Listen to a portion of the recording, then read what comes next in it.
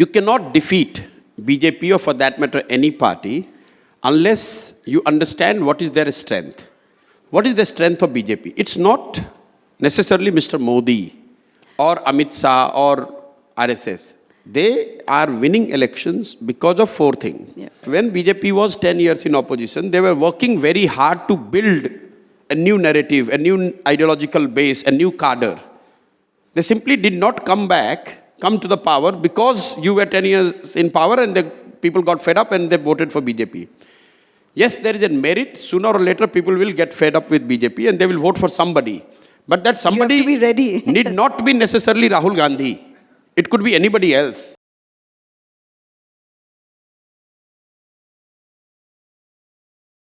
Good evening, everyone.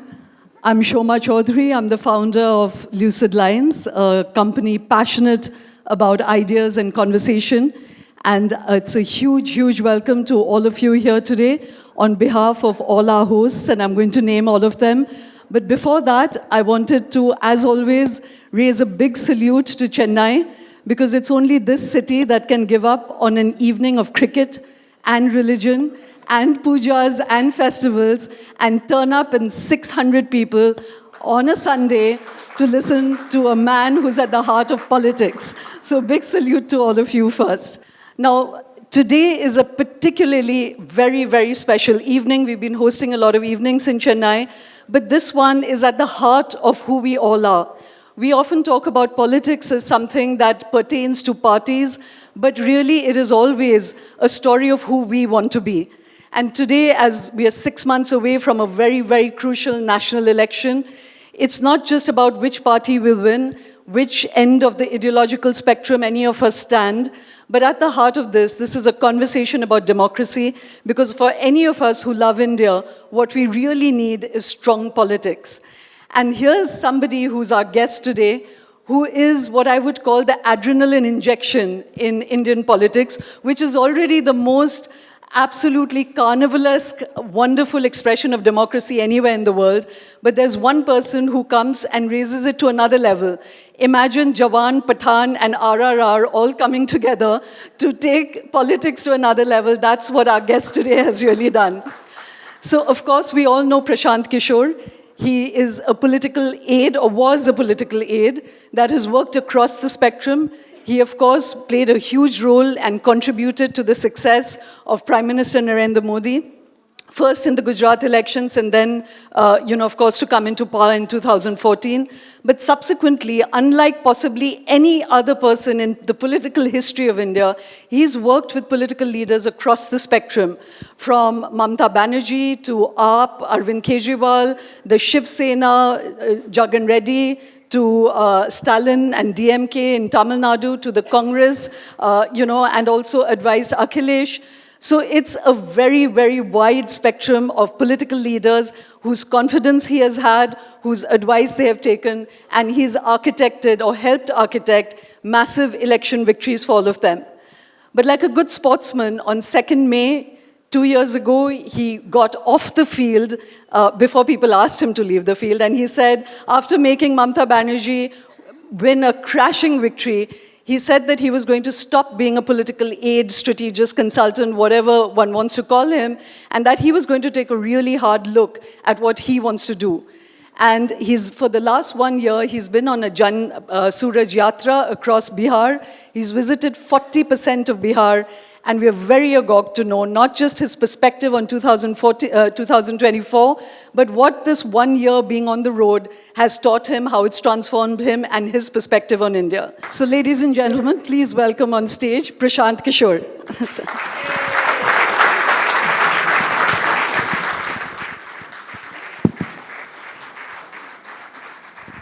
Good evening. Thank you. Thank you for having me here.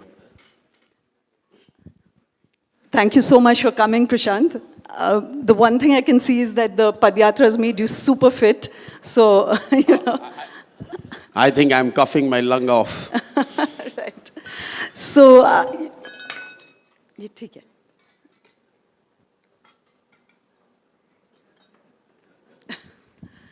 So, Prashant, I would have loved to drop you straight into the hot water that everyone is waiting to, see you dissect. But I'm going to start a little bit softer, which is to first ask you about this 1 year that you've been on the road in Bihar. What are the insights? What were you really looking for when you went on this Padyatra? What are the insights that you've got there, and in what critical way has it changed you? Well, I don't think audience here is much interested in what I'm doing in Bihar. For all what people talk, nobody is interested. People think I'm done and dusted, disappeared from the scene. They are more interested to know what is going to happen in Tamil Nadu in next elections, who is going to win India, and probably take a call, political or otherwise. See, I come from a very humble background. My grandfather was a simple laborer, and my father was a government doctor.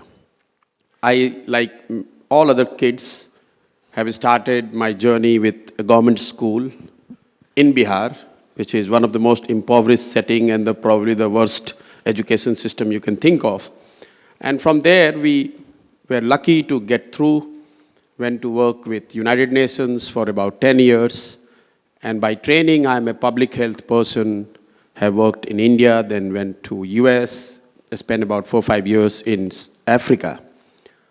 And at some stage, I realized that what I'm doing in Africa, when I look at the indicators in India, many parts of India looks probably worse than what we see and talk about in Africa. So in my own way, I thought, okay, I should go back and see what can be done. And that quest brought me back to India. I happened to meet Mr. Modi at that time, and this story has been narrated, so I don't want to go over it. And I came back in 2011, and I quit the space in 2021. You were talking about my ability to work with various leaders and somewhat being successful in it. I don't know whether it's a slap or it's a compliment. Why depends. Do you say that? No, because people can have perspective that this is a guy who he's a gun for hire, he's a mercenary, he has no idea, he has no ideology, he just comes and makes people win. And then also people complain when you are not happy with the government who probably I have helped or to win, people crib, and they crib more about me than those who they have elected. So if DMK does something wrong, people will send, even still on my timelines, even though I have quit the space 2 years, I have not come to Tamil Nadu, or for that matter, as a matter of principle, I have never gone to any state after I win the election. Even I have followed that rule, still people give all kind of throw abuses. If there is an atrocities in Bengal, people will say the man responsible is Prashant Kishor. If Amrinder Singh did something wrong in Punjab, people are saying the man who need to be brought back to Punjab is Prashant Kishor. He is the one who has done this. So that's a casual part of it. The 10 years I did that, and then I realized that it's not necessarily taking me where I want to be. Not to say the great importance and the value which I actually believed in when I worked. Take, for example, in Tamil Nadu, for all the welfare program, the mother of all welfare program is now 1,000 rupees transfer to the women, which is happening now. And this was something which we designed. The same thing is happening in West Bengal. Bengal is less rich, so they are transferring 500 rupees. So there has been a lot of good things to take from that, but for me individually, I thought, no, I should move on. And in general, I keep this 10-year cycle in my life. 10 years I was in United Nations. 10 years exactly what I did, what you call political strategist and all. And then I thought, no, I want to do something else. So I went to my own state, which is Bihar, which is the most challenging, impoverished, politically and otherwise. And what I'm trying to do there is to demonstrate, learn and demonstrate that there is a way to create a political party and a system which comes from bottom up. A lot of people, including my family, think I've gone crazy. Sometimes even I feel myself. But I'm determined that I want to do this over the next 5, 6, 8, 10 years. And the inspiration comes from what Mahatma Gandhi did, and we learn and talk about it. The Satyagraha in Paschim Champaran, again in Bihar. The Champaran Satyagraha per se did not give us the independence. Over 1 year and a half of that effort by Mahatma Gandhi demonstrated and give the belief across the country that there is a new way of fighting Britishers. So that's what my goal is, that to create a political party, not by myself, but help people create a party and make that party successful electorally and otherwise, so that it becomes the case for everybody else beyond Bihar to get inspired and do their job. Right. So what I have learned, that probably India is, or parts of Bihar is far more poor and distressed than what I ever knew and believed or read about, even though I am born and brought up in that state. What I learn is, even though you spend all your life in a district, probably you have not known or seen the periphery of your district. So I'm learning and I'm committed. It will take about 3 years. It's not a yatra by vehicle. It's also not a typical Padyatra where you walk from point A to point B. I'm determined to walk 3 years on foot, going and living in villages. So this is the first event. After 13 months I am out of Bihar. I have come here to speak because you have been like nagging, and there was a commitment which I had to come here to meet somebody. So this will continue, and it has bored people like how long you will walk? Oh, he has been walking 1 year, nothing is coming out. Rahul Gandhi is so good, he walked the whole India in 6 months. Prashant Kishor is such a big fool that in 6 months he has walked only 40% of Bihar. The difference is that I am not only walking, I stay the night in the village. And I stay with close to 250 people. We interact, we meet, we understand the village problem, the panchayat, and we make a 10-year plan that how that particular village or panchayat could be made better on 3 counts. One is education. Second is creating 800 to 1200 jobs, because as you know, in Bihar, migration is very big problem. And third, how we can make agriculture a bit more financially rewarding. So these 3 things, and beyond whatever else comes, the sadak nahi hai, pani nahi hai, but basically planning for each panchayat, that how, if we get a chance in next 10 years, we can make a panchayat deliver on these 3 counts at least. So, as I said, we are going to move to all the hot topics, but even if the audience, which I don't think they are, because we are interested in you as a person as well, is that, are you getting a good response? And, when you were saying that you want to build a party ground up, would you be offended if I said that, that the AAP began in the same way and Arvind Kejriwal tried to do that as well? No, I will take a great offense, because this whole idea of what I'm doing, if anything, it is inspired by Congress as it existed before independence, where it was not owned by somebody. It was not led by an individual. It was not a party of a family. It was not party of a community. And the best part about that Congress was the democracy, the internal democracy. To my mind, that is something which we don't talk enough. Having worked with all these parties, the biggest problem is the lack of internal democracy in all parties. Just to highlight the point, somebody as big as Mahatma Gandhi was president of Indian National Congress only once in his lifetime. Now, if you become president of the party, you remain all your life, then your son becomes, then his son becomes, and that is a very big compromise on democracy. And it is not only because an individual called X or Y is putting his or her family above other things. It is the way those parties are formed. Even if they choose not to put their son, they will put somebody who they believe in. You cannot be having a democratic process to elect the leader of the party.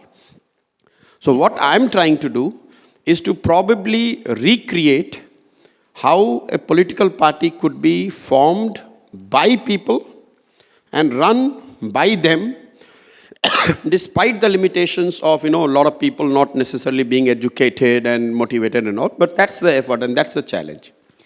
Arvind Kejriwal never did that. He came, the party, Aam Aadmi Party, came out of this Anna Andolan. I'm not a believer of Andolan. I don't believe in Andolans and Krantis. If you read and understand the human history, not about Tamil Nadu or India or Bihar, across the globe, but for the exception of French Revolution, there has not been a single revolution which has brought substantial, sustainable gain to the human being, ever. So, and you would distinguish the independence movement as a movement, not a... It's a movement. It was not to throw... See, what others were doing versus Gandhi. Gandhi never said that throw away the Britishers. When many people in the country were fighting to throw away the Britishers, Gandhi was telling that become self-reliant, less dependent on others. Oh, apna latrine saaf karo, apna kapda bino. Unless you build that character, the independence what other countries saw in the same time zone in late 40s, 50s, 60s, none of those countries could see a sustained, well-functioning democracy but for countries like India. And the credit, a lot of people give it to Pandit Nehru. Probably it's due, some part of it. But the credit should go to the manner in which this country got its independence under Gandhi, which did not only secure us this independence, it also prepared us to live independent. Yeah, and the greatest example is his withdrawal of Chora Chori after the burning of the civil disobedience, when everyone thought that if he would have continued with civil disobedience for probably a few more weeks, country would have got the independence. Still, he withdrew it to a lot of criticism. But probably that helped us prepare ourselves to be and remain independent for times to come. So, I'm going to come back to this, Prashant, to actually delve deeper into what your own thought process, your own value system and ideology is. But let's shift gears. Now tell me who is going to win Tamil Nadu. Yes. That's the question coming. Before audience goes to sleep. Yes. You better ask that. So let's shift gear first to the upcoming elections and then to the national election in 2024, which everybody is very interested in. And especially after the formation of the India opposition bloc, you have been very critical, saying that you don't see any real energy or any real power within that bloc to take on the BJP. So, we'll come back to Tamil Nadu politics. Let's go for the big one right away, which is, what is your analysis of 2024? Do you think that this is a done deal for the BJP, and why are you so critical of the India formation?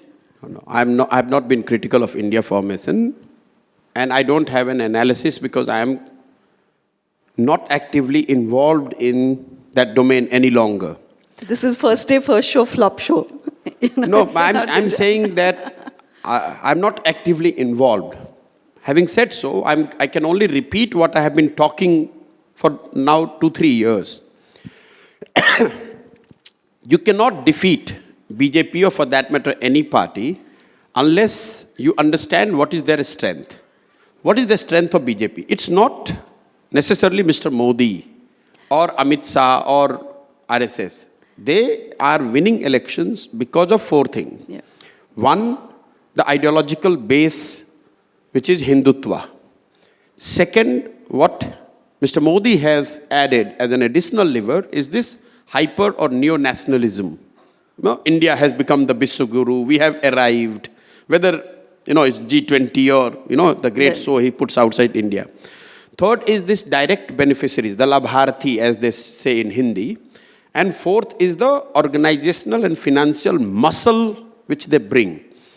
Now, if you're taking on BJP, whether you are India, whether you are DMK, whether you call it yourself whatever, unless you beat them on at least 3 of the 4, you are not going to have much chance to defeat them. Yeah. And I give you the example why in a state elections, assembly elections, BJP does relatively worse than what they do in national election. Is because Hindutva is the same, but the nationalism can be countered, is not an issue during assembly election. Assembly election, the sub-regionalism is a big counter to nationalism, that Tamil Nadu should be ruled by Tamilians, Bengal should be ruled by Bengalis. Then this hyper-nationalism doesn't work, that, oh, for India you have to vote. The Labharti, the Dravidian model could have their own Labharti model, the direct transfer, the empowerment and all those things, versus what Modi is doing. So there is still a counter. And organizational muscle also, you see, a lot of regional parties have got both in terms of cadre as well as the financial resource to take on BJP. That is why you see the same BJP with same leadership. Losing in state elections. Their vote share on an average goes down between 3 to 7 percentage point vis-a-vis the Lok Sabha elections. It's because on these 3 counts, the regional parties or the strong state units are able to take BJP head on. At national level, coming back to your question on India, I don't think they have been able to put a counter to the ideological Hindutva narrative. I have not seen anything from India on this nationalism thing. On the Labharti also, they have not shared their program. And organizational muscle remains standalone power they have, like DMK would have something in Tamil Nadu. But I do not see how a Mamata Banerjee joining that bloc could create synergy with DMK in Tamil Nadu or vice versa.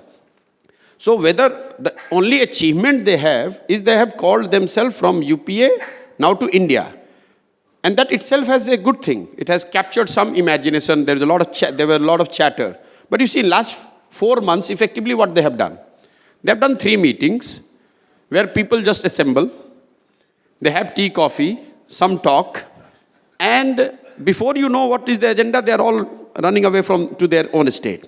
If they were serious, what as an alliance they have achieved in 4 months, just think about if they would have put themselves in 3 days, they would have achieved the same result.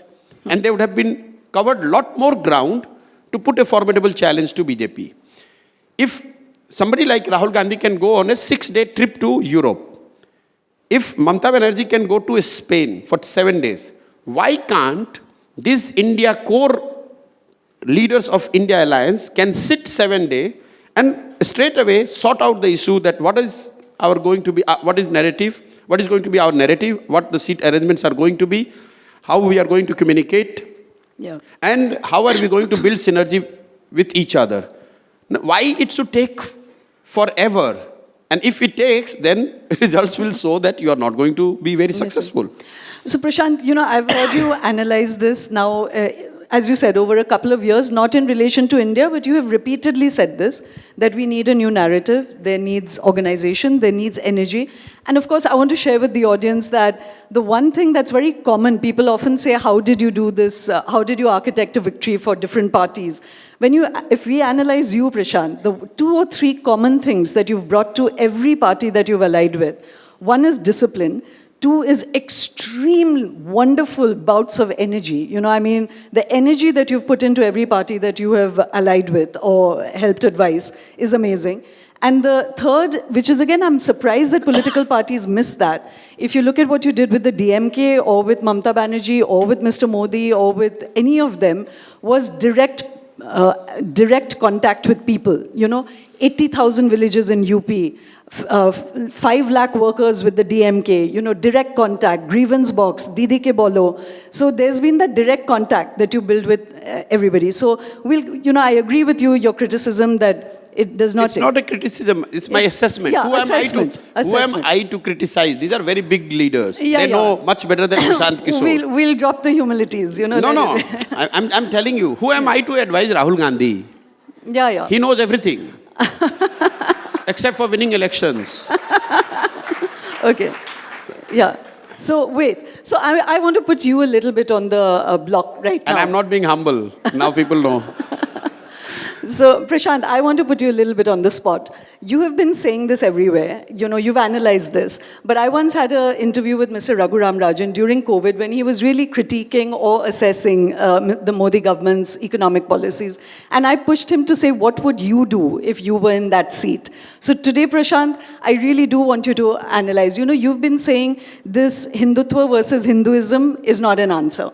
So then let's go step by step with these three things. What do you think is an answer to the Hindutva ideology that the BJP has put out? If the Hinduism is not, and you have also said that 1 out of every 2 Hindus do not vote for the BJP, and you have data for that. But these are also Hindus who are quite proud to be Hindu. In the past, the secularism project had divorced people from their own cultural, emotional moorings. So I feel that maybe it is a good, it's a good counter, but you've been saying it's not. So then what's your answer? You don't need to be super intelligent to know what is the counter. Just look at the pure data. In India, we have 80% Hindus. And you're so scared of BJP and their Hindutva and all.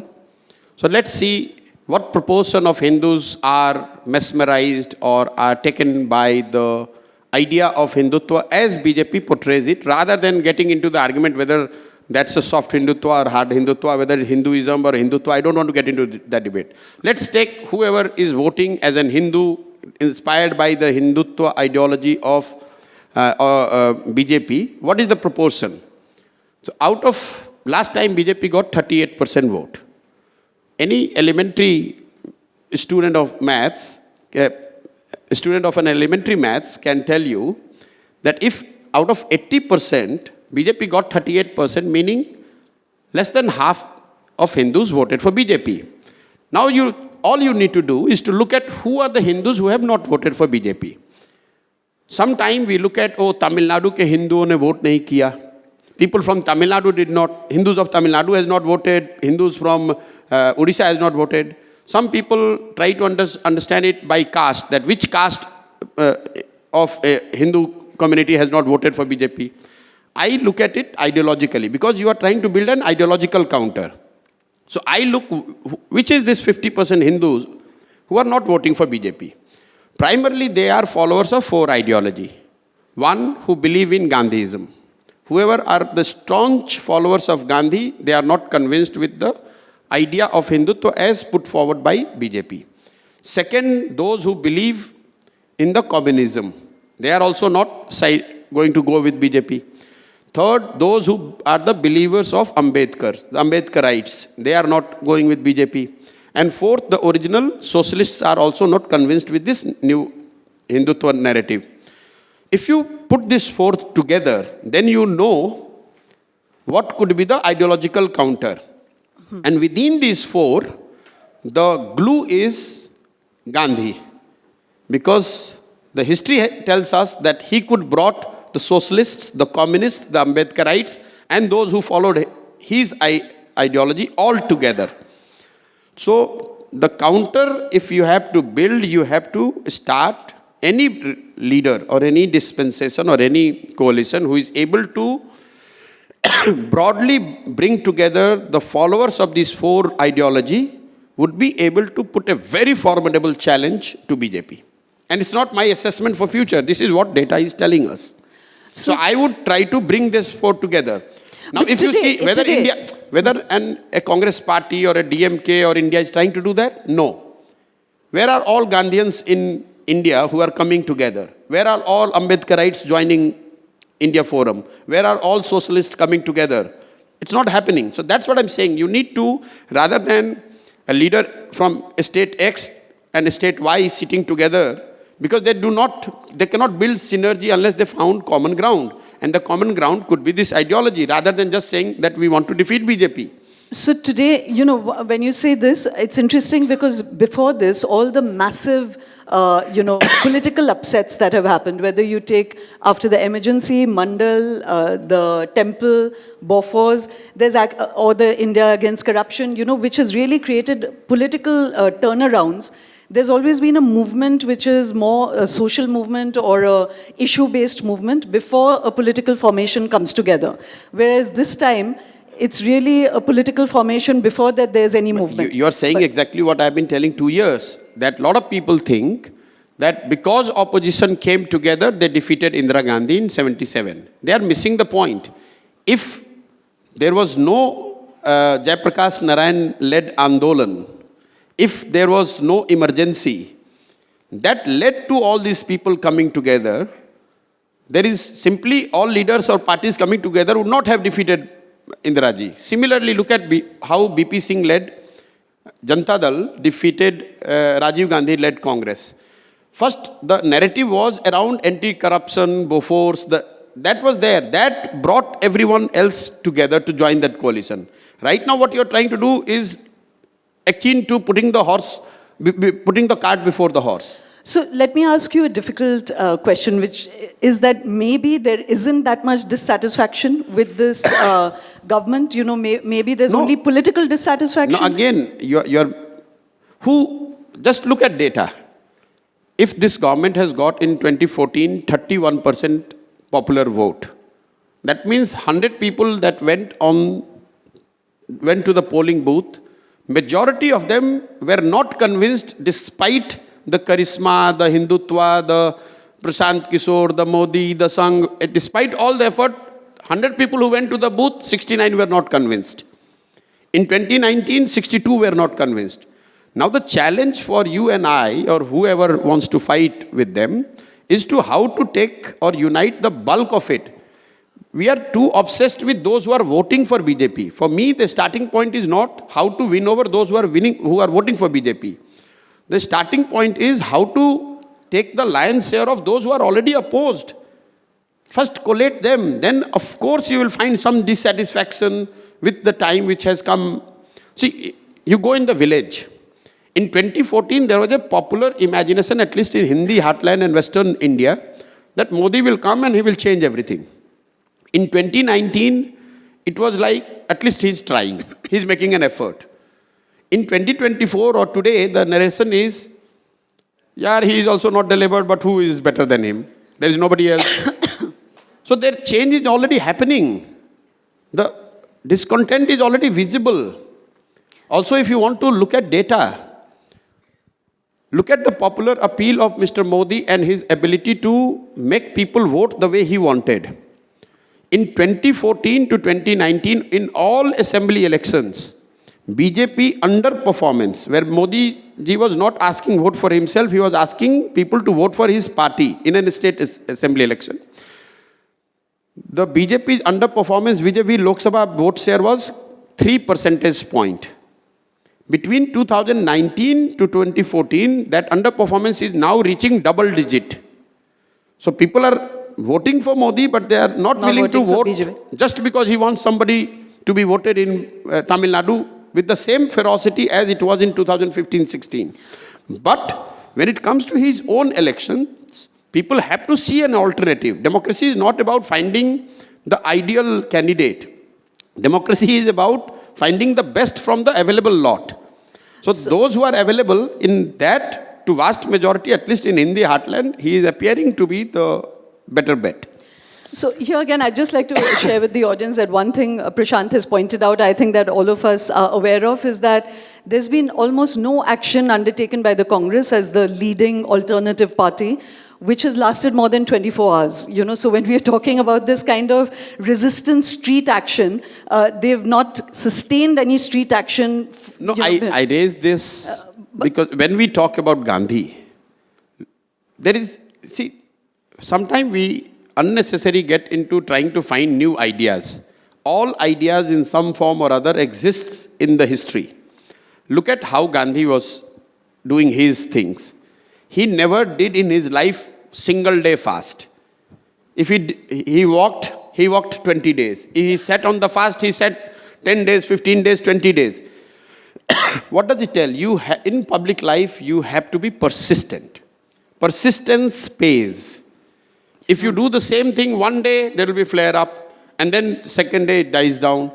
Same thing is happening with India initiative. There is no persistent effort which is visible to the vast majority of the country, that these guys are at it day in and day out. Yeah. Actually, if you look at CA, the farmer protest, and the, You can name anyone. Farmers' protest. It was not led by Prashant Kishor or I'm saying Modi or Rahul Gandhi. It just paid because people simply refused to get up from that place for 1 year and a half. Government had to bow down to their persistence. Same thing in Shaheen Bagh. Same thing in Anna. Anything, if you persist, it works. Yeah. So, but you pointed out this 38%, that only 38% of the vote is with the BJP. But when Rahul Gandhi points out that 61% vote of India is up for grabs, you kind of have scoffed at it and said that that's not a very interesting data point. Why do you say that? It's because the way he is looking, that 61% is opposed to, have not voted to BJP, that means by default they will vote for me. So it's a very simplistic assumption that there is, paddy in the field and I'm hungry, paddy will come and I will eat and I will get satisfied. No, you have to go and harvest. It's not going to happen on its own. See, most of these parties, especially you in the Tamil Nadu also you experience yourself, in the two-party system, the problem is that sometimes they are trained or they have lived and they have got their successes just simply by being there for 5 years. They know after 5 years they will be voted back. And Congress is one of the biggest victims and still they are not willing to learn. It's Once amazing. Congress goes to number 3, they have never been able to win back that state in last 75 years. They win only a state where they are number 1 or number 2, where people get fed up with the other side and vote for. And then Rahul Gandhi, or for that matter, any Congress leader would say, look, see, we have pulled it off. You have not pulled it off. People got fed up with the other guy, so you were there. And maybe there is a merit, and that's why they want to remain in opposition. They know that at least we occupy. And there is a reason why those who do politics, they fight to remain the principal opposition, because they know that sooner or later my turn will come. No, it's amazing you use that phrase, because some years ago, someone very critical in the Congress, who's literally at the center of their power systems, actually used this phrase. We were at some journalist meeting and we said, and this is again, it's not about whether you're with the Congress or the BJP. Like I said earlier, as citizens, you want very strong politics in the country. We want a strong democracy. Yes. So, but he said, he said, do you remember that Peter Sellers film, Being There? He said, that's what we are doing. We are there, No, see, I'm not here to criticize Rahul Gandhi, but just hear his statements. He says, what is the big problem? BJP is there for 10 years. We have also been in 10 years in power, which is the right thing to say. But what he is not saying, that when BJP was 10 years in opposition, they were working very hard to build a new narrative, a new ideological base, a new cadre. They simply did not come to the power because you were 10 years in power and the people got fed up and they voted for BJP. Yes, there is a merit. Sooner or later, people will get fed up with BJP and they will vote for somebody. But that somebody you have to be ready. need not be necessarily Rahul Gandhi. It could be anybody else. No, and whoever else, like you said, you have to put in the groundwork. But I want to come back to a couple of strands that you opened up, Prashant. I want you to identify this Gandhianism that you're talking about. There's a great sense that Gandhi is now almost frozen in the cupboard. He's there as a plaque everywhere. Big mistake. When you say Gandhiism, what do you mean by that? Big mistake. I have data. I have done pan-India surveys. Gandhi remains the most loved, admired, revered political figure even today. You cannot, even Mr. Modi or Rahul Gandhi or anybody on the earth in this country cannot dream of being in the power by openly criticizing Gandhi. We saw the picture, the most powerful picture in G20 was not all the grand shows we saw. You saw the 20 heads of a state bowing down to Rajghat. I don't think there is any other place in the world where you can make 20 heads of states to bow down all together. So never make this mistake. And it's also backed by data. I give you more specifics to it. When we did this data that which leader is still the most admired, Gandhi came number one across India, across all states, but for two states where he was close number two. One in West Bengal, he was number two to Subhash Chandra Bose. And in Punjab, he was number two to Bhagat Singh, but very close second. In all other states, including your state, he was number one across all, and I'm talking about survey where we focused on 20,000 colleges, the young people.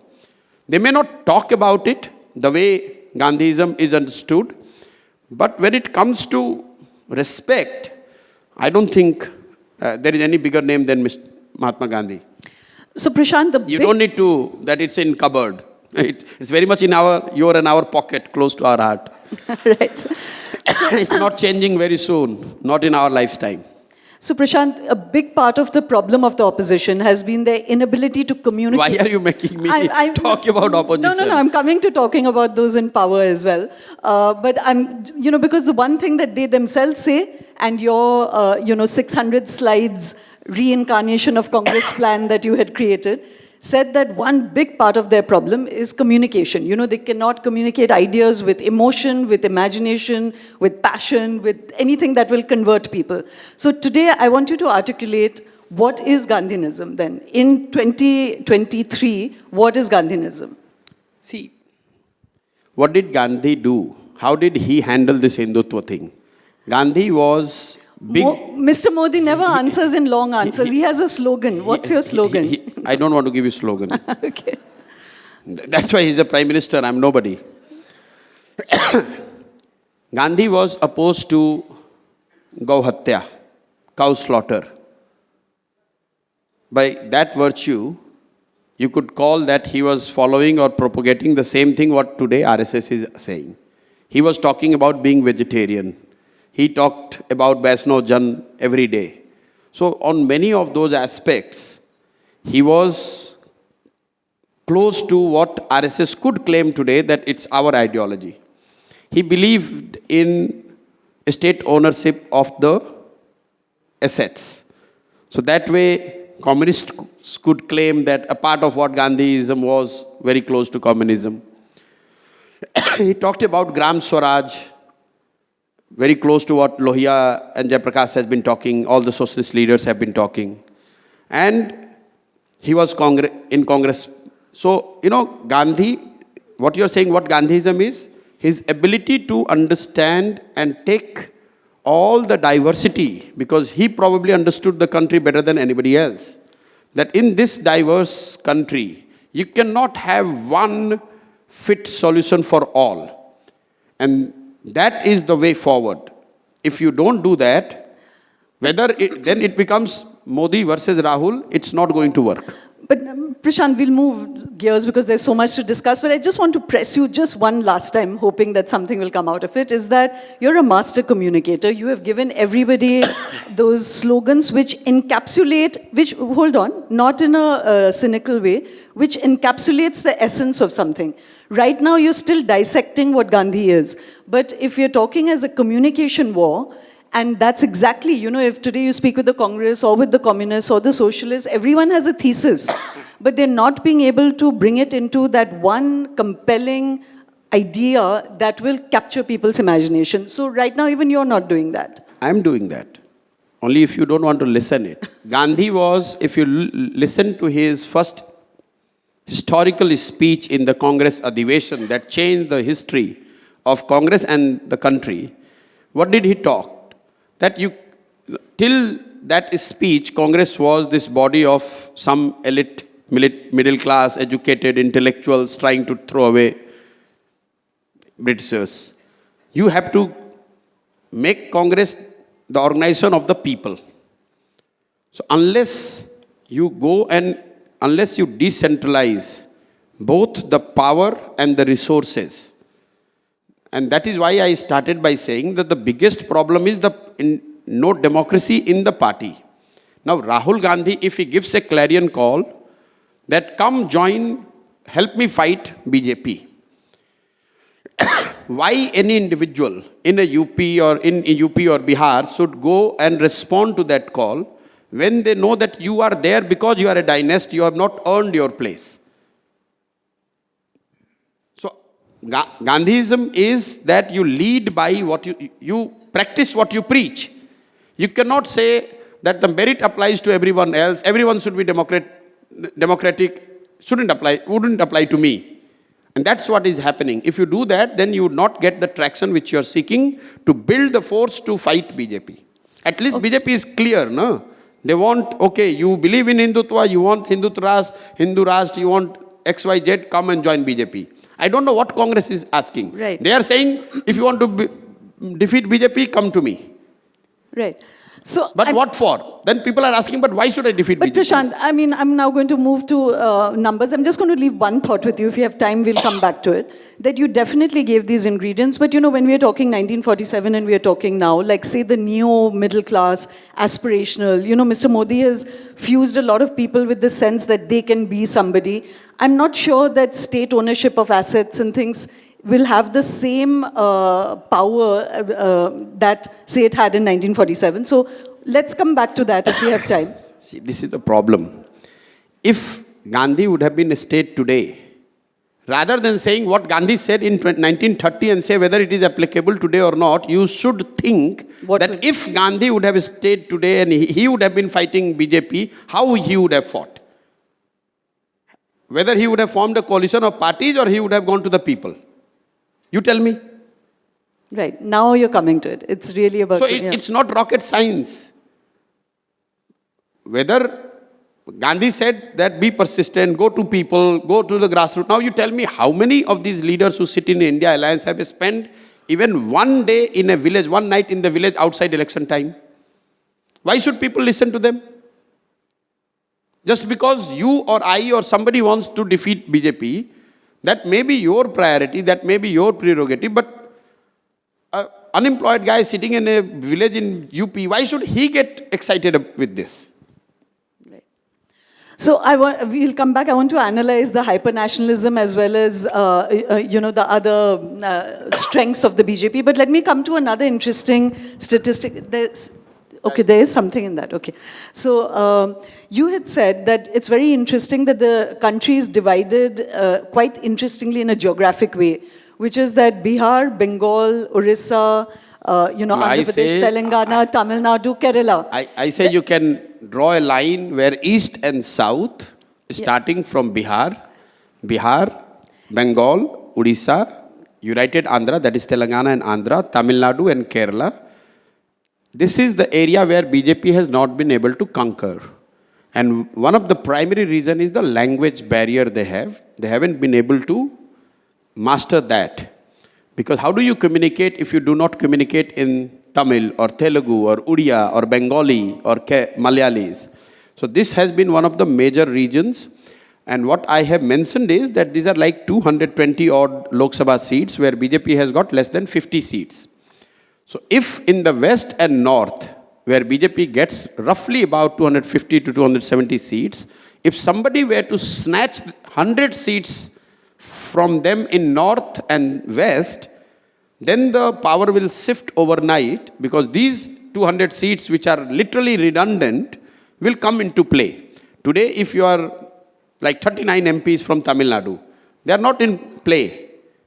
Neither in opposition, for the name's sake, they are in opposition, but they cannot tilt the power. But tomorrow, if somebody wins 100 seats in north and west, then this 39 becomes very important. Then Biju Patnaik's 10, 12 MPs become very important. Then Mamata Banerjee's 22 MP becomes relevant. Then TRS or YSRCP MPs becomes relevant. So do you have, that's a very interesting, because it makes it a much more focused problem, which is that... So this is what I was telling Congress, that rather than, you know, you have to have a 10-year plan. So first of all, my presentation to Congress was not about winning an election. It was about reincarnation of Congress over 10 years, based on Gandhian ideologies. And that's why I said not revamp. I said reincarnate. Make what is there, let it go, recreate, reincarnate. But there is always a pressure that this long term, everyone is dead. Give us a short term solution. The short term solution was that while you work on this reincarnation of Congress over next 5-10 years, short term you work on these 300 seats, focus on winning 100, and let others who are anyway winning, DMK anyway is winning, TRS is winning, YSRCP is winning, BJD is winning, let them hold this ground, whatever they are holding. You club it together and you are 300. But for that, Congress should have focused with all its energy, resources in West and North to win 100, rather than coming and fighting Telangana, sometime Kerala, sometime Meghalaya, sometime. If you are short on resource, you rather focus where you are going to make a change. So, if you win Kerala, how does it going to help? Whether left wins or Congress wins, opposition space gets only 20. You gain only if you snatch 20 seats from BJP in Maharashtra or Rajasthan or Madhya Pradesh. And if you are claiming to be the principal party, opposition party, you should raise your hand and say, okay, these are the 300 seats where BJP has been invincible in last 2 elections. Congress will make every effort to win these seats. And with 30-40% strike rate, they could have 100-120 seats in those areas. So did they not accept that? No, they did accept. No, to be fair to them, they did accept. They made an offer to me, which is on Twitter, on the Congress handle. They offered me, but I said no because they did not give me enough confidence that they are actually going to implement or will give me the free hand to implement what they are saying yes. And I'm glad I did not accept their offer because I see what they are doing. They haven't been able to do much. Right, there's still arguments over the seat sharing in, in Delhi, Punjab, Bengal. I mean, we are 6 months away from elections. Mark my word, if you do not change fundamentally, you do not address the problem at its core, then even in 2034, you will be having the same issues that who is going to fight how many seats in which state. Nothing is going to change. Imagine if I would have told you in 2015 that let's work for 10 years and rebuild something new which can take on BJP on these ideological issues and Labharthi and organizational muscle. People that time would have laughed. You know, there are a lot of entrepreneurs sitting here. It's like a stock market, no? If you are invested for 10 years, you make maximum money. If you are trying to do a day trading, you are going to lose money for sure. So what Congress and other parties are doing is akin to being a day trader rather than being a value investor where wealth is created over a period of 10 years, 15 years, not on day-to-day basis and hour-to-hour basis looking at a screen. That's what they're trying to do. If you were in television right now, that would have become a headline, that they're day traders. They are akin to what day traders' mentality is. Somehow I buy something and by end of the trading session, I make something out of it. No, someday you also make something, but ultimately the data tells that no, day traders are going to lose money. And only those who have invested for long term, they make money. No, but it is so it applies to us in all spheres of life, including politics. I think as citizens, it's very frustrating to see the opposition parties because like the BJP or don't like the BJP, what one absolutely has to admire about them is sheer endeavor and effort. It does not stop. A lot of what I'm saying could be misunderstood as my admiration for BJP. It's not admiration. My philosophy is that if I have to fight someone, I must take cognizance and appreciate the strength of my opponent, then only I could defeat them. In Bengal, I went public saying that, yes, Bengal is highly polarized. Yes, Mr. Modi is very popular. All Hindi-speaking people in Bengal are going to vote for BJP. And Dalits are also voting for BJP. Still, we will defeat them because we factored in that with all the 4 components, maximum what BJP could get is 40%. So let's prepare for 45, 47, 48. We got 48. But if I think, oh, BJP is not a force. What happened with TMC in 2019 Lok Sabha? They remained literally in denial. Oh, there is no BJP. Like in Tamil Nadu, we are saying there is no BJP. If you remain in denial forever, then your competitor will come and have a better of you sooner or later. So it's not an admiration, it's an assessment, acknowledgement, and then Because I believe that only when you know what the strength of your opponent is, you can come with a counter strategy or a better strategy. So listening to you analyze all of this, would one be fair to say that, barely about a year ago, a few months ago, when the assembly elections, the BJP won 4 out of 5 elections, the commentators on TV were saying, okay, so 2024 is a done deal.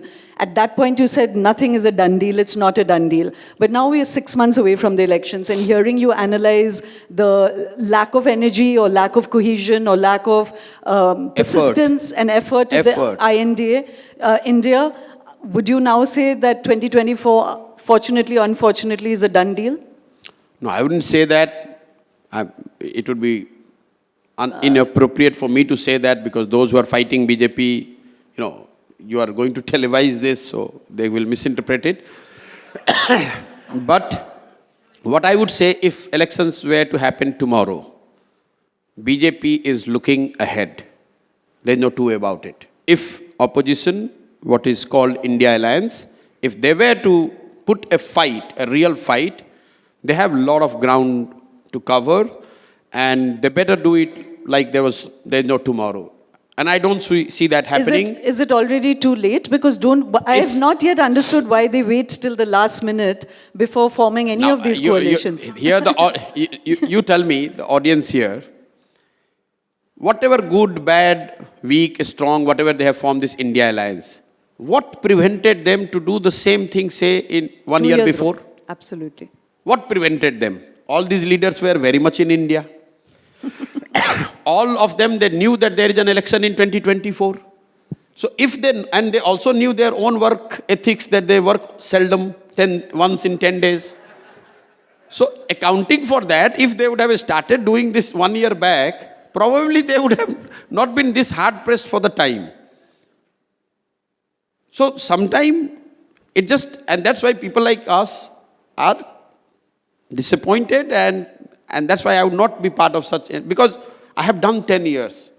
Day and night we have worked with many components of what you are calling India, and end of the day you realize that no, it's not going to add up. And that's why I quit that. It's not worth pursuing any further. Wow.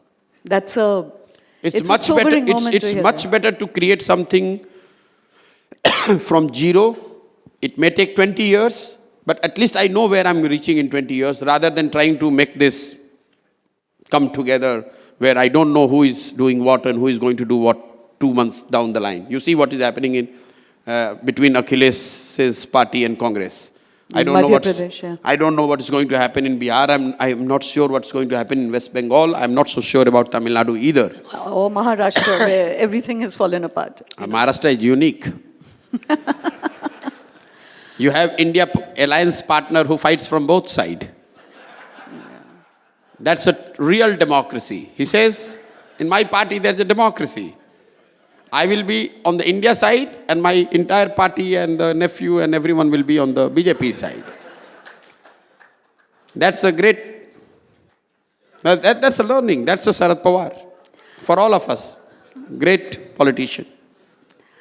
Prashant, we are laughing, but Imagine, nobody is asking the question that, sir, the 15 seat which you will get in India Alliance, for example, and on those seats, what happens if Ajit Pawar's good also fights? Who will fight on the symbol of NCP? Have you asked this question? Have you heard this question? Somebody asking Mr. Pawar? Sir, democracy is fine. One part of the party like DMK will be in opposition also and in the ruling party also. We accept. But when the election comes, who will fight on the DMK symbol? At least that should have been the clarity, no? And you want, a lot of people come and say, why are you wasting your time in Bihar? You should have helped them. How do you help such people, you tell me? At least it's beyond my capability. How do you help people who are fighting from both sides? Prashant, we're all laughing, and of course, such a stark. We should laugh. Don't be scared. India is, and I must say this with all the understanding I have, whatever we talk, there could be moments when we feel depressed, There are moments when we feel, oh, there's no tomorrow. But India's resilience and the people's might is far too stronger to be overruled by any individual or any party. Make no mistake about it. Make no mistake about it. No matter what it appears in short run, it's not possible. I am not one of those who believe that there's going to be no democracy in India, the constitution will be changed, and there will be no elections in 5 years' time. No, I don't see India as a China. It's not happening. We are too argumentative. We are not going to let it go. we love our poverty, but we can live with our poverty, but we cannot give up on our freedom to fight. Some of the most poorest states are democratically most vibrant. Yeah. Actually, go and acquire land in Bengal, then you will see what I'm meaning. Go and acquire land in Bihar, you will show them the best life. That give me the land, I will put a factory, you will get a job. He said, no, I'm not giving you. Right. So, in this whole, the way this conversation is constructed, it just automatically means that the BJP is to be fought. And there may be many who do not want to fight the BJP. So I just want to I want to acknowledge that there may be many who keep a lot of faith with the BJP. And we are more talking about the mechanics of democracy. See, there is no harm in having a strong BJP, so long we have a strong opposition as well. A country as big as India, we need competition in ideologies, the thoughts, the leaders, the political dispensation. One single rule party of Congress over 40 years post-independence has not given us a stellar result. The world tells us that the country's progress is best when you have democracy alive and kicking. So there is nothing to be overly worried that BJP is very strong, they are winning, this, that. Today, 16 states of India are not ruled by BJP. At the height of its might, Congress used to have close to 3,000 MLAs, just for your audience's understanding. In India, we have roughly about 4,106 assembly constituencies. So at the peak, Congress used to win close to 3,000 assembly constituencies. At its peak, which was 2 years back, BJP had roughly about 1,700 MLAs. So vast majority is India is still not run over as many people are trying to project. No, not yet. So, just talking about this resistance in terms of needing strong opposition, M.K. Stalin had used this phrase that India is a union of states. And in 2019, if you looked at the map, the BJP had lost many of the states. And even right now, it's just lost Karnataka, and there are 5 more elections coming up right now. Do you think that at least in the next 5 or 10 years, if indeed the national elections are not so easy to win, that democracy may lie in the state elections, that as more states belong to different governments, different parties, that, that multiple voice of India will be kept intact, and maybe that's where democracy lies. Absolutely. It's not only about democracy. I told you that this country is too diverse. And even you go to the rural part of India, ask, why did you vote in assembly election to a regional party? You know what they say in Hindi, I'll say, and then we can paraphrase in English.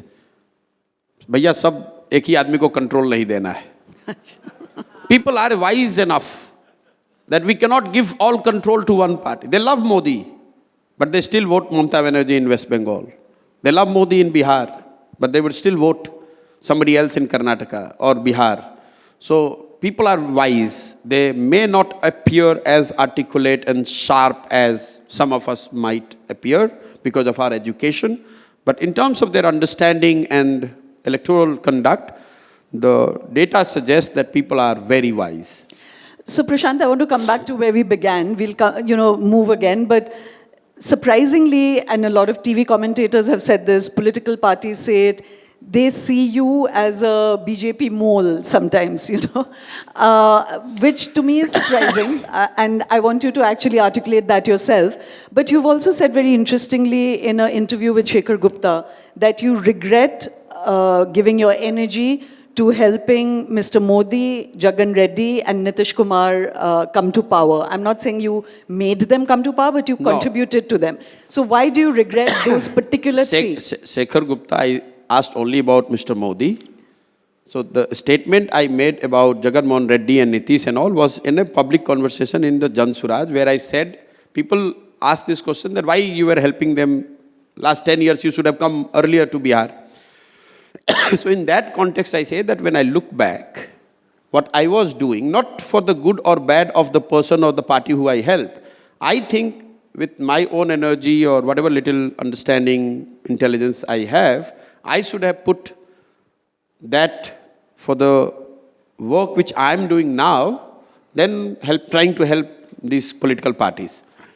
The Shekhar Gupta question was about specific to Mr. Modi and BJP, and to that I said that yes, you regret any time when you help someone win and you know that the party or the person has not necessarily lived up to whatever expectation you or the people in broadly had.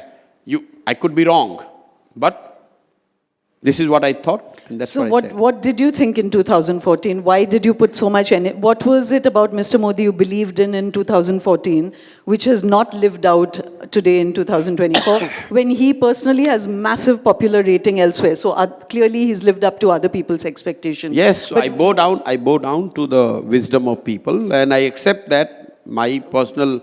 Yes, that's why but I'm I'm not part of asking you- his dispensation. Yes, but I'm asking you. That See, in 2014, when we started working in 2012 or 13, first of all, you have to understand that when you are a beginner or coming from a pedigree where you don't have a legacy or a background, you want to do and prove that you are capable of doing what you want to do.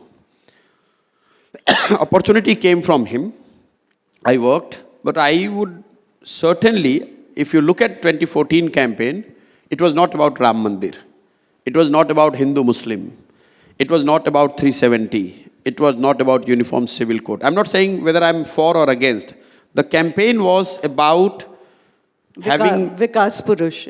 not Vikas Purush, having one leader or a party rather than having the khichdi and the coalitions coming, falling, doing some work, not doing some work. And they were successful also. I would have played a small little role in that. But if you see the evolution of Mr. Modi from 2002 to 2014, a close observation will tell you that he was gradually being seen as becoming more towards development, less towards Hindutva. I don't think that trajectory has been maintained post-2014. And? That's it. So you The trajectory of evolution where the divisive nature or character that was portrayed rightly or wrongly in 2002, that's somewhere people like us would have believed that will continue to evolve in the same direction. I don't see that. I didn't see that. You're saying you didn't see that? Because what I was going to ask you is that being politically astute, is that something that actually has grown over these last 10 years? Because his roots and his moorings in the... Certainly he has not gone back to what he was in 2002. I'm saying that, just put this point, 2002, Mr. Modi in 2002 was a Hindu Hriday Samrat. By 2007, when he won the second term in Gujarat, he was an efficient, able administrator, being the chief minister of Gujarat.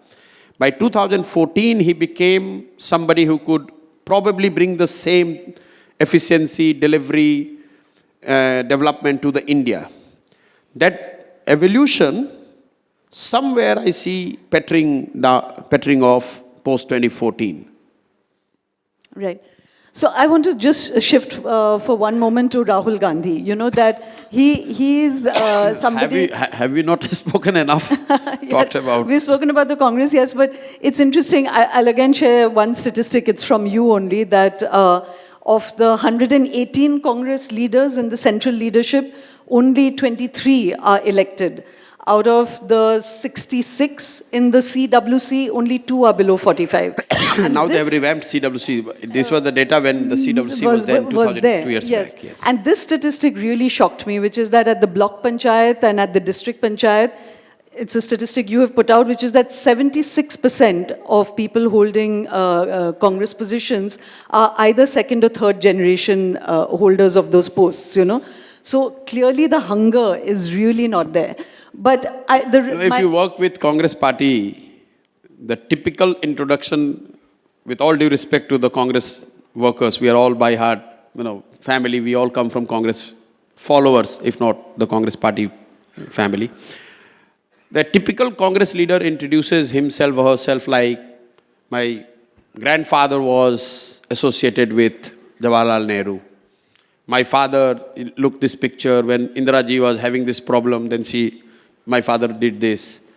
Then, I went to Cambridge, and you read it and you hear and say, this is the guy who can change the world.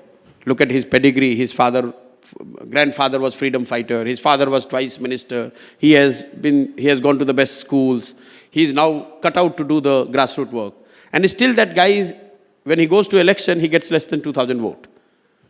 So, I, as a student of this domain, I have been trying to learn what's wrong in this. It's because of this dynastic culture.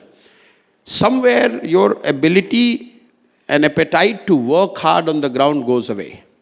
And you are still living on your past laurels and, what that of your forefathers, rather than talking about yourself, that what you have done. You always talk about what your forefather have done. And that has become kind of a DNA of bulk of Congress, I would say. Okay. Just a couple more questions, and then I'm going to open it up to the audience because I'm sure they're also dying to ask you questions. Is that two very interesting constituencies have moved to the BJP in some measure or the other. One is the Dalits, and they have managed to capture a lot of the Dalit vote, and also women. Women were 53% of the vote 10 years ago, then they went to 67, and the projection now is that it'll be 69%, women will be voting, which is a huge number, and they are a lot with the BJP. The second data I'm not getting, what is that? That women voter turnout has moved from 53% to 67% to 69%. So they're a huge voting constituency, and the analysis is that both Dalits and women are voting Mr. Modi. So can you... Both are wrong. Both data points are wrong. Dalits are still not voting predominantly for BJP. Last election, if you look at 2019, CSDS, which puts out the most authentic post-poll survey, puts Dalit voting for BJP at 30%. Like 3 out of 10 Dalits have voted for BJP. And bulk of that 30% came from one particular state called West Bengal, where Dalits have a unique situation because they are all migrants from Bangladesh. And they are fighting for their citizenship, and the number is close to 1.5 crores. So that bumped up the 30%. So even accounting for that, only 1/3 of Dalits have voted for BJP, compared to OBCs who have voted 45%, general caste people who have voted close to 65% for BJP.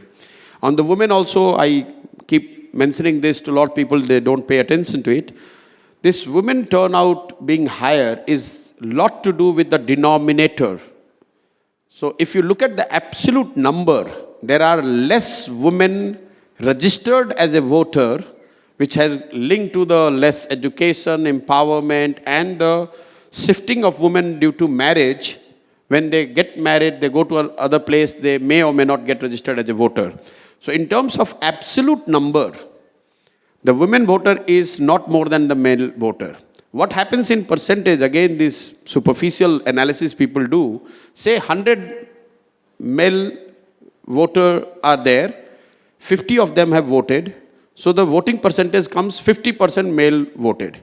But if there are only 80 women registered as a voter and 50 of them has voted, or 40 of them have voted, you would say, no, there is 60% or 70% women turnout.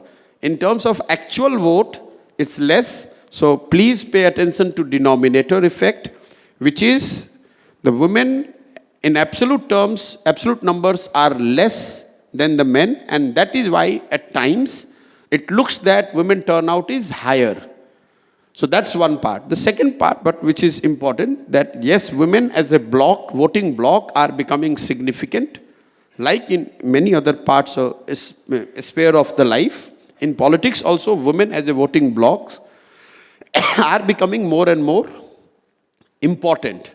And hence you see a state after state or even central government trying to have a tailored program, trying to reach or influence the women, which is, to my mind, is not wrong thing. As a country, we need to invest and do more for the women empowerment and bringing them in the mainstream.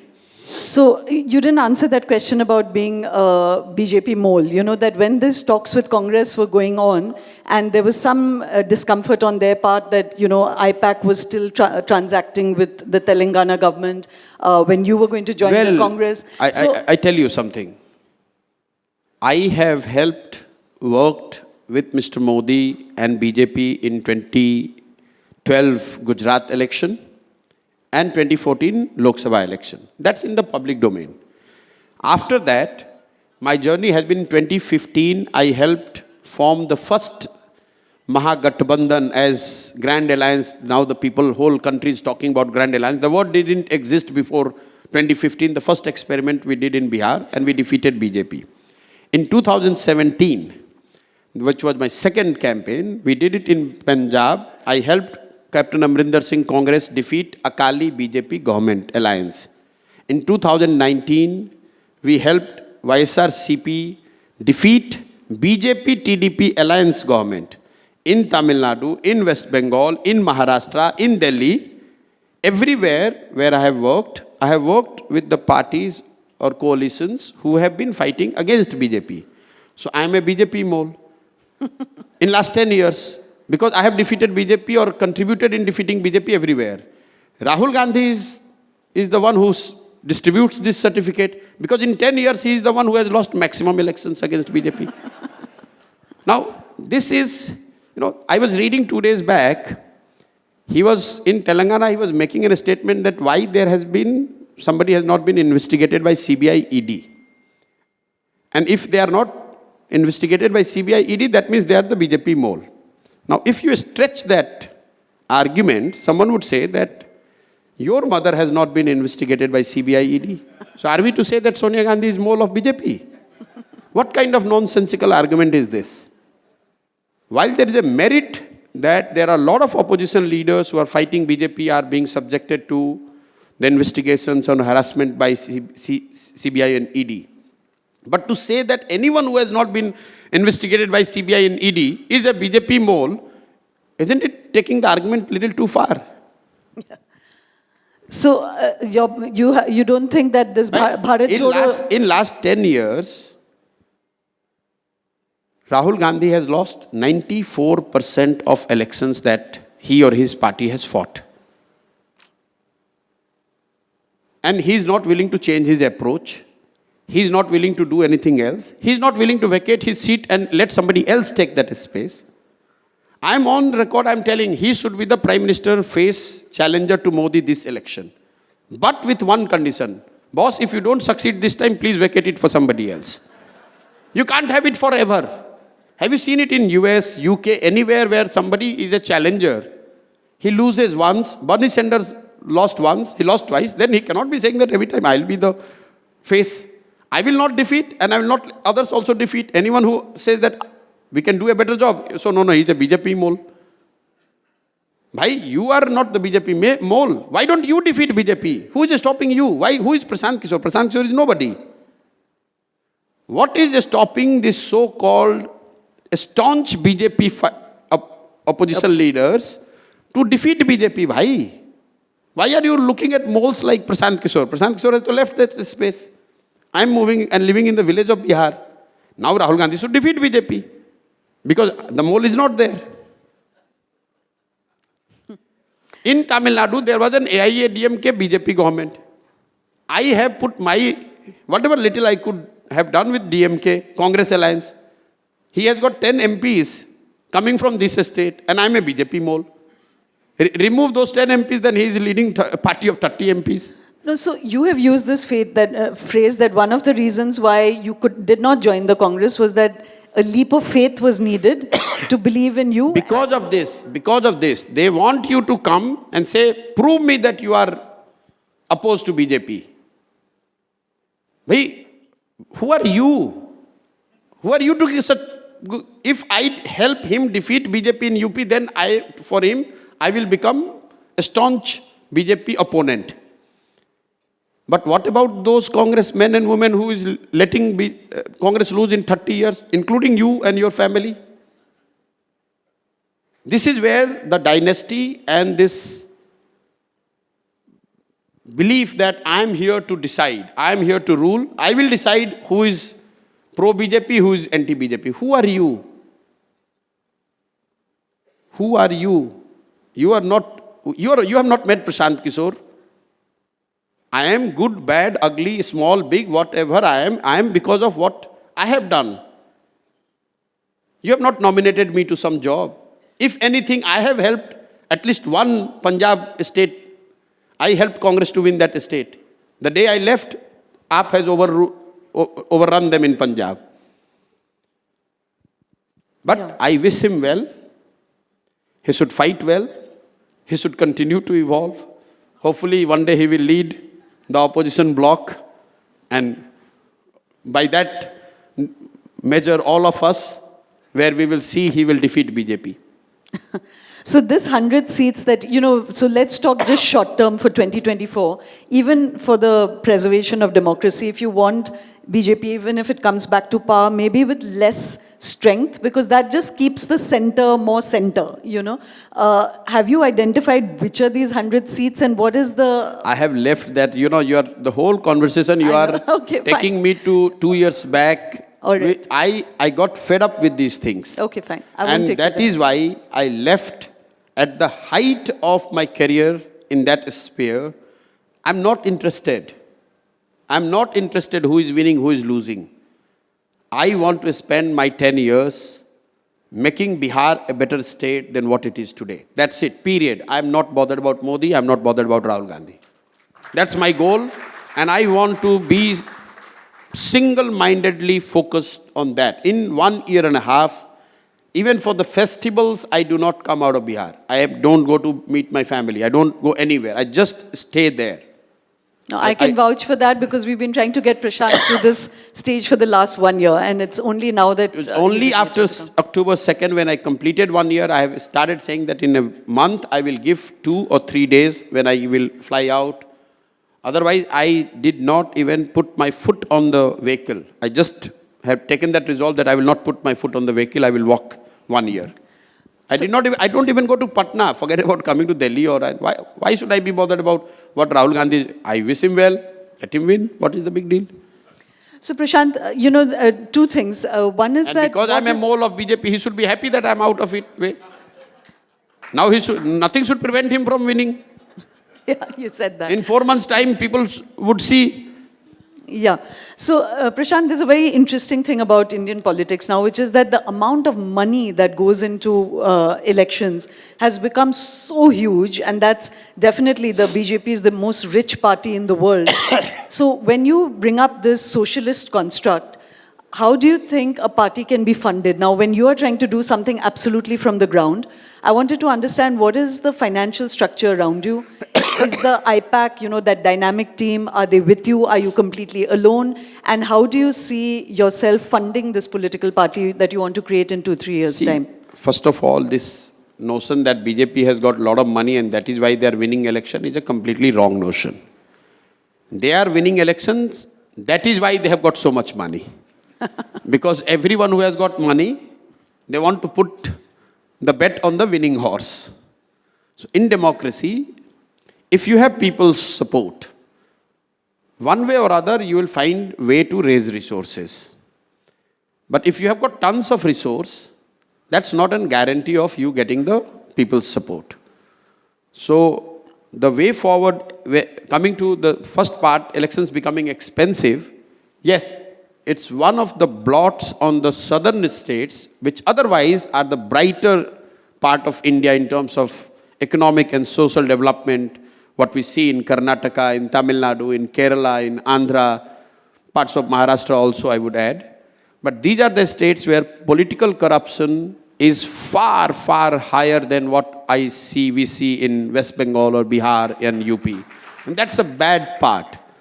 But, you know, if you are in Bihar and you really put gun on my head, whether I will take a more corrupt political system of Tamil Nadu and have a better developmental indicator for Bihar versus relatively clean political system but a state which is languishing on all counts, I would still pick Tamil Nadu over Bihar.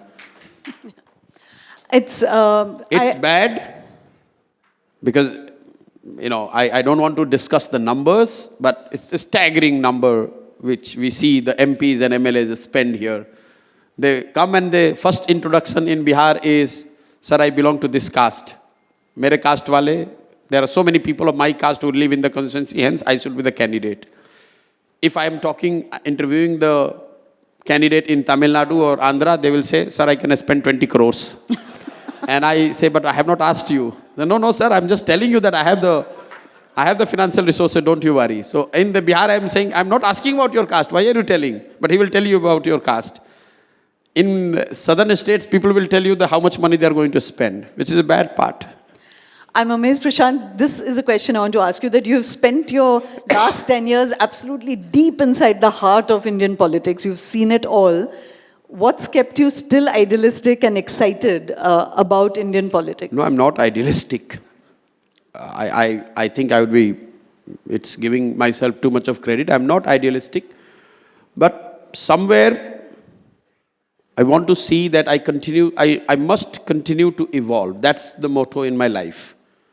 That I must continue to evolve. What I was 10 years before, I must be a better human being 10 years down the line. Are you today, in what way are you a better human? So. In what way are you a better human being? A lot of things that probably excited me 10 years back doesn't excite me. Like? I have this meeting big leaders or flying a chartered flight or making someone chief minister, making someone win an election, money, comfort. So when I was in UN, we used to wear a lot of branded stuff. That 10-year gone. You know, you want to wear Armani and whatever. When I came, then other thing became the priority. Now my priority is not. My priority is to understand the society and see if I can help build something which is unique and scalable in India. I'm 45 and I think 10 years is what I want to spend doing this. And I'm very confident that if I'm able to do this, it will have impact beyond Bihar. But even if I'm able to do this for Bihar, I think I can die satisfied. So, you know, we talked about the Hindutva, but there's that second thing which is even more difficult, which is hyper-nationalism, because that again pertains to our society and it includes everybody. That what is the antidote to hyper-nationalism? Because at the one level, it means jingoism, it means we are accepting authoritarianism, we are willing to accept because we feel that it's one strong leader that's looking after us. But what's the antidote? And here again, in some other interview, you said you're very frustrated, we're coming back to the Congress, but that Congress that has given away Sardar Patel or Nehru or all of these people when they were the absolute crucible of nationalism. But there again, Prashant, I was disappointed in your answer because that's still looking back at the past. In the current scenario, it is very heady. Because past is where you get your learnings from. No, you can get your learnings. What I was telling is... But how do you modify it for the present? You are bothered today that someone has hijacked the agenda or narrative on nationalism. You are the party who could not keep the legacy of Sardar Patel or Mahatma Gandhi for that matter. Ambedkar. Or Ambedkar. So, No. That shows your character and... But let me push you a little more on that. Today, how would you counter the hyper-nationalism of Mr. Modi, which makes people feel very proud about India? This is again, you are talking about a businessman who has inherited $1 billion worth of business from his forefathers, have become bankrupt. Now you are saying, tell him how he can become a new billionaire. It's not in his character. No, it's in yours. If it would have been his character, he would not have lost that $1 billion. No, but it's in yours, no? So tell us how you would do it. Come on, Prashant. Leave it. No. I don't want to get into this. You're making this whole debate about how to defeat Modi. No, I'm not. I'm asking you for ideas. You said there's a bankruptcy of ideas. I'm asking Embracing the past. Embracing the past. I know you just dismiss it. In your face it is showing. It's so dismissive. I'm saying just embrace Gandhi. I'm not saying that. You are saying that they are Godse. So what is the best way of fighting Godse? You tell me. No, I'm not Bring saying back that Gandhi, you will fight Godse. Okay. I'm going to... But you want to fight in your name, in your face, in your son's face, then how it's going to work? Whether it's nationalism or Hinduism, it's not going to work. Okay, I'm going to open this up while I'm just looking through the questions. Yes, we'll also put on the lights. We'll do this in a hybrid way. If you've sent questions, I'll take a few and I'll pose them to Prashant. We'll also open it up for some physical interaction because... How many hours I'm supposed to be grilled? Yes. Right now you're our captive. You've come out after 1 year, so you should feel what life feels like. While I'm just reading this, Prashant, you're right, we focused on Mr. Modi and the Congress. You've dealt with all the others. Can you give us a little bit of insight into Mr. Stalin, into Mamta, and all the Akhilesh, Arvind Kejriwal? What insight you want? Give us something which you feel is their strength and their weakness. Just this full... I will just keep it to two, because we are sitting in Chennai. So Mr. Stalin's strength is the rigorous training he has been forced or he has undergone under his father, which makes him less of a dynast. Because, when I met Mr. Stalin for the first time, long back in 2014-15, I thought he must be in his 40s. But then I realized now he's 65 plus. So 40 years of, despite being the chief minister's son, he has been subjected to, forced to, or whatever you could want to say. 40 years in public life, that's his strength. And that's why probably when he became the chief minister, he's doing better than many. He has surprised many of his detractors, at least in the first 2 years in his conduct and the way he has run the government. I'm not here to certify it one way or other. I'm just saying, just as a political leader, he has come as much more mature than what many people would have believed. And that is a function of the rigorous 40-45 years of hard work and the grassroots work he did under his father. And some of the others? Mamta Banerjee? Well, the sheer energy she brings and her ability to connect with people in her own unique way is her biggest strength. And now you can't go on. Just do a quick round through all of them. Come on, since you've worked with all of them. And you have to still do a reverse round and tell us their weaknesses. But tell us on Arvind Kejriwal. And then I'll press your button on Nitish Kumar. What do you want me to answer? I told you, what's their strength? What's Nitish Kumar's strength, if you can remember? Nitish Kumar's strength is being the potato. You can't make a vegetable without a potato. So you can't run Bihar without him. So whoever people vote in Bihar, ultimately Nitish Kumar becomes the chief minister. So you vote for Congress, you vote for RJD, you vote for BJP, you vote for JDU. Nitish laughs and says, wait, I'm the one who is going to be on the chair again. So that's his strength. And it's it's like, there are some politicians like Narasimha Rao, Atal Bihari Vajpayee, Nitish Kumar, with all their flaws, with their soft image, Uh, they might not appear as a strong leader, but they have their own, that soft image, that, that itself is the biggest strength they carry. To take everyone along, everyone says, okay, he's the harmless one, let's agree on his name only.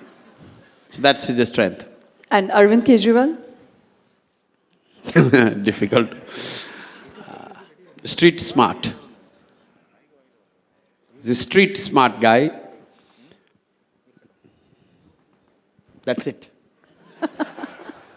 Okay. And why do you want a lengthy answer? Yeah, you said a lot. Your silence said a lot. What about Mr. Sharad Pawar? No, I have not worked with him long enough. Once, after my Bengal victory, our Bengal victory, he was kind enough to invite me for lunch, spend a day with me.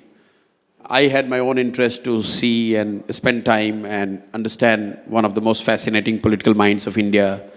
He would have probably thought, who is this young guy who is doing something? So it was nice interacting with him. I don't know enough of Mr. Pawar to comment about his strength or weakness. Okay, and Jagan Reddy? Decisive. Decisive. Yeah, a young guy, decisive. And Amrinder? Amrinder's strength. Your laugh is quite lethal, Prashant, I've realized. No,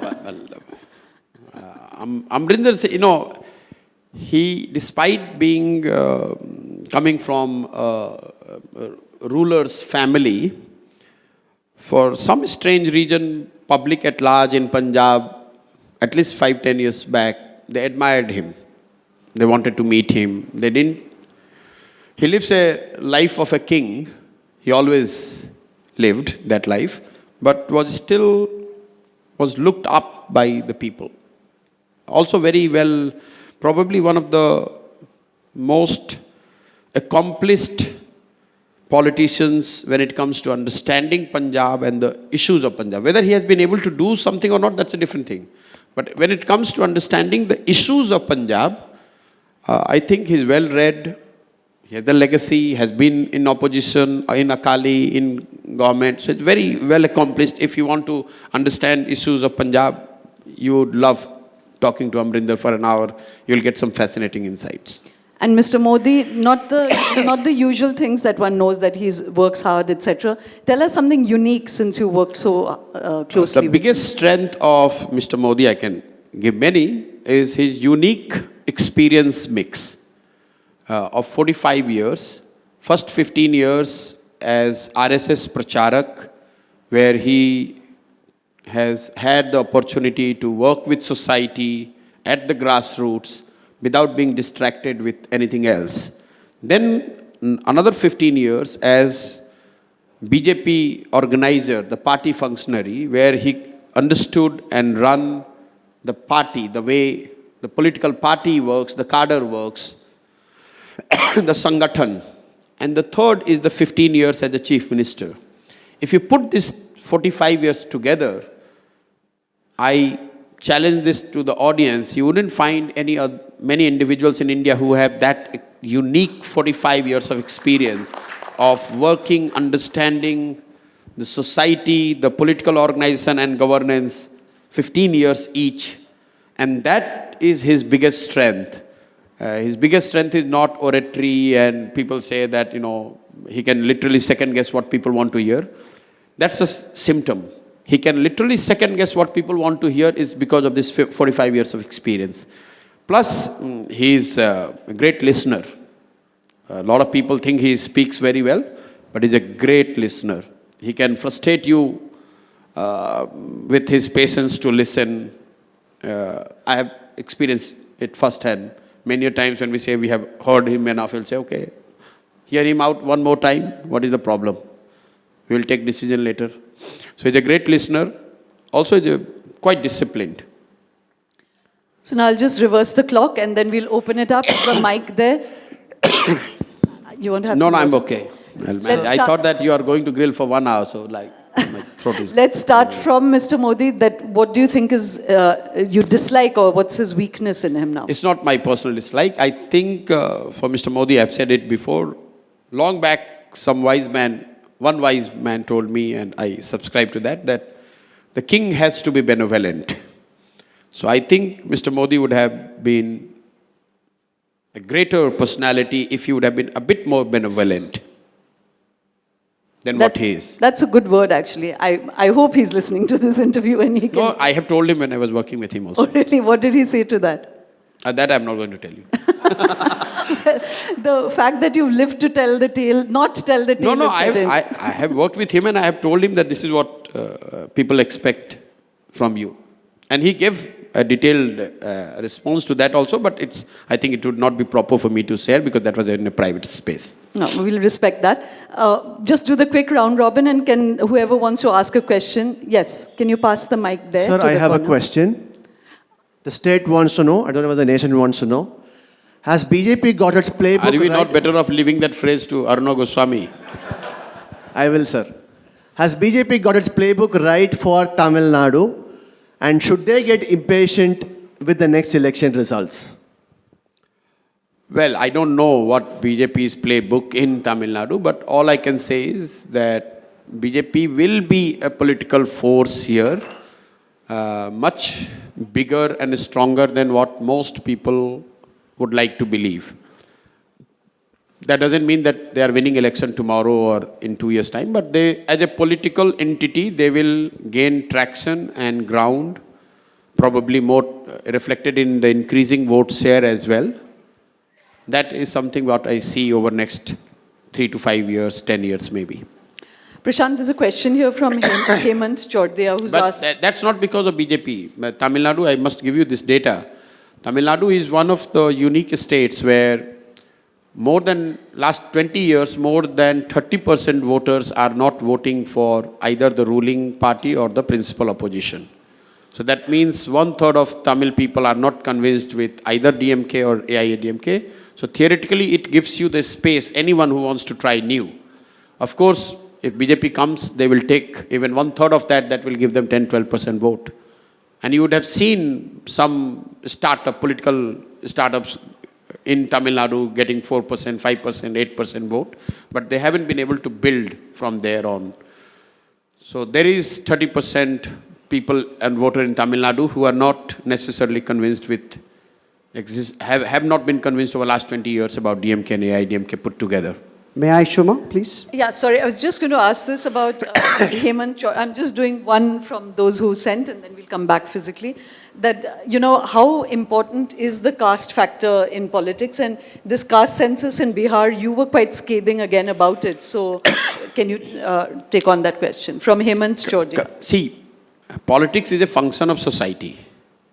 Whatever attributes we see, understand, explain, discuss about society is also part of the politics. Caste is one of the major factors, the way we are organized as society. But I do not see it as a kind of a defensive thing. If you go to Africa, that's a human tendency. You congregate basis some commonality. So if you are in Africa, you congregate on the basis of tribe. If you are in US, you congregate basis skin color or your origin. In India, we tend to congregate on basis of caste. So to that extent, it is important. You cannot do politics without understanding. You don't need to do caste politics. Doing caste-based politics or understanding caste are two different things. If you want to be a politician, you must understand caste very well, how it works. But that doesn't mean that you do caste-based politics. The most successful politicians are the ones who are not doing caste-based politics. They are the ones who understand caste and then dovetail with something else. But you can't do politics here and be very successful unless you understand the social dynamics that includes caste. So why were you opposed to the caste census? I'm not opposed. I'm just saying the timing, the manner in which it is done in Bihar is clear that it's an attempt to, it's aimed at somehow gaining some traction in the upcoming elections. It is not necessarily meant to bring some fundamental change in society or in better the government understanding of the society or the social fabric of it. Yes. Thank you for the opportunity, sir. I have a quick couple of questions. Sorry, where? Here. Okay. And I want to know what your take on welfare schemes governments have adapted and parties are now ready to adapt by no choice. Example, Andhra Pradesh. And number two is, do you support the delimitation of constituencies, which many parties are talking about? If so, if it does, what should be the parameter, especially when it comes to southern part of India? Well, the second part is, it's not a question of you or I supporting delimitation. It's a constitutional obligation to keep the seats proportional to the population, because earlier a member parliament was for 8 lakh or 10 lakh population, now they are representing 30 lakh population. To the argument of the states who have done well on the population control, some of the southern states, losing because of this, to my mind, the proportion should not change, the number should increase. So that the southern states do not lose.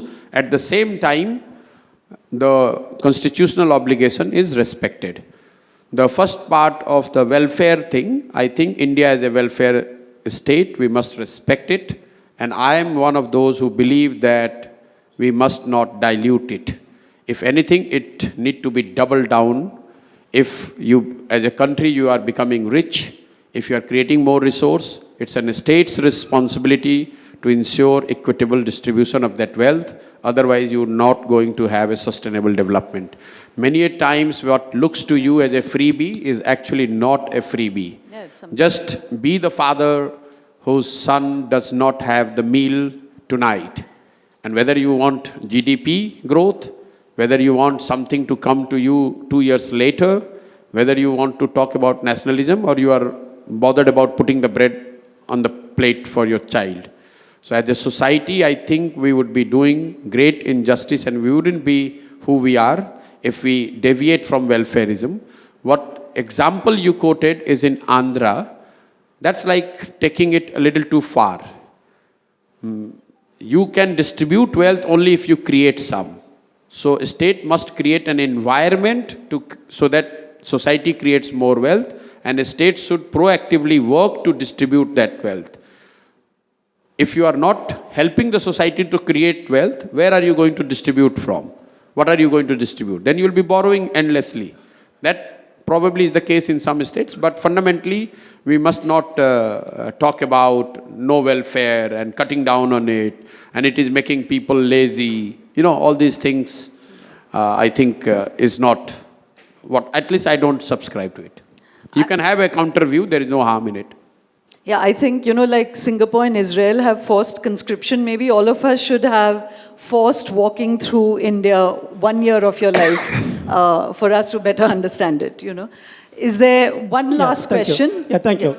Yeah. If 60%, just for this audience. I have a mic. 60% India, as per the government data, still, even today, doesn't make 100 rupees a day. My God. 60% of India, that roughly works out about 70 crore people.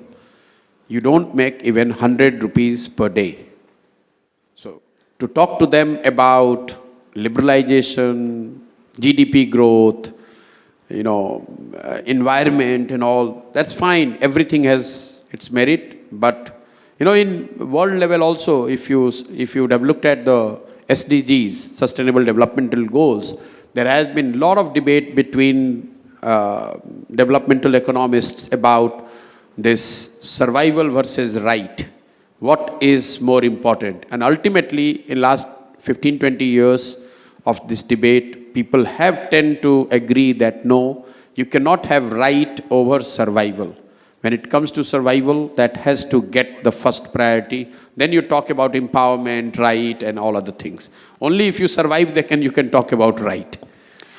I was just... Thank you. So, one question, please. Yeah. Last question. Tamil Nadu has 8.5 crores population, out of which 6.5 crores is the registered voters, out of which DMK got 1.7 crores and ADMK got 1.4 crores in the last election. However, there were 2.2 crore people who never voted for any party. It may not be for they don't like A party or B party, but they don't like the political system altogether. So how do you bring all the 2.2 crore, which is single majority than any other big political party in Tamil Nadu, or India, as the case may be? Thank you. Well, I think you're reading too much in people who don't go to vote. If you compare India's voting percentage over the last 15, 20 years with some of the most matured, developed democracies, we as a country, at least on this count, we have done very well.